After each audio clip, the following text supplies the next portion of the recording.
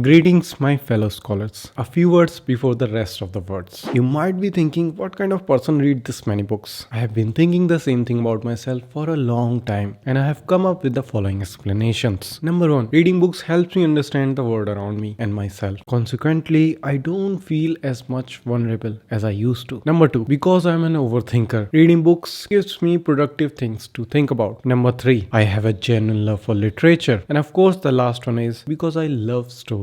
This is not a universal explanation for all the readers out there. I'm just speaking for myself. Now that's out the window. Let me tell you that I have read some pretty amazing books and I want to share some of my favorites that I read in 2023. They are not released in 2023. Also, I'm not married to any particular genre, so I don't think reading fictional books is a waste of time, nor do I think reading non-fictional books is a superior activity. I don't always try to read trendy books, so I hope you understand. So this video will be divided in two parts. The first part will be about non-fiction books and the second part will be about fictional books. So without any further ado, let's start with this video. The first book I want to recommend is Big Magic by Elizabeth Gilbert. Big Magic is like this religious book about creativity because the author calls ideas disembodied spirit of genius. And she believes creativity is magic, not in some metaphorical sense, but in a literal sense, like Harry Potter magic. It is less of a practical book, but more of a philosophical one. Highly recommended to all the artists and creative people out there. The next three books are my favorite books on poetry, and I'm sad about the fact that the target audience of poetry is shrinking day by day to almost nothing. But I hope you guys love poetry because I have some amazing recommendation. The first one is The Strength in Our Scars by Bianca Sparacino, and the second one is Gentle Reminder by the same author. Both of these books are great for the people who are trying to heal from a heartbreak. These two books will fill you with feelings of warmth, hope, and positivity. It is just what you need to hear when you are grieving someone who had been fundamental to your life until that moment has died. Another great book on poetry I want to recommend is Poetry Pharmacy by William Segard. I love this book so much that I even bought a hard copy of this one for my library. It recommends you perfect poetry according to the situation you are going through or emotions you are feeling. Poetry is the kind of art that makes sense for you either when you're going through something tragic or when you're going through something ecstatic. It's not for the people of moderation. My fifth favorite non-fiction book is 5 Love Languages by Gary Chapman. I made a whole video about this one, so if you want you can also check that out. I will leave the link in the description box down below. This book introduces 5 different love languages individuals use to express or receive love. Just by knowing your partner's love language and your love language, you can improve the emotional intimacy of the relationship. Now let's begin with the second part of the video, all my favorite fictional books. My first two recommendations are murder mystery books because that is my favorite genre. The first book I want to recommend is The Murder of Roger Ackroyd by Agatha Christie. It is a classic and magnum opus of Agatha Christie, and it is also featured in 1001 Books You Must Read Before You Die. And I can bet you won't be able to guess the right killer, no matter how skilled of a detective you think you are. But again, you can try. The second book I want to recommend is also by Agatha Christie, and its name is The ABC Murders. You will love this one because it's about a serial killer, so of course who wouldn't love this one. My next recommendation is a classic named Death of Ivan Ilyich by Leo Tolstoy. I had a breakdown while reading this book because this particular short story is about death and how you come to terms with it. How do you deal with the pain that comes with it? Imagine you are dead and at your funeral your wife is more concerned about how much pension she is going to get rather than your death, and your colleagues are more occupied with the idea who is going to take your position, and your best friend from childhood is sad not because you're dead but because he might have to escape playing cards tonight. What kind of life you must have led to have such a perfunctory funeral? Or are people usually this selfish when other people die? I want you to read this one because this will make you think about life and death. My next recommendation is Traveling Cat Chronicles by Hiro Arikawa, and it is perfect for cat lovers. You will definitely cry while reading this one. It is a poignant story about a boy who rescues this cat and they both go on a road trip together. Another thing I forgot to tell you that I have officially read 100 books in the last 3 years. I did not make many long videos this year because I wanted to learn the art of creating shorts, and fortunately I have created around 40 shorts this year, for which I'm really grateful and I'm proud of myself. Anyway, thank you guys for taking the time to watch my videos. I really appreciate it. I wish you a joyful new year.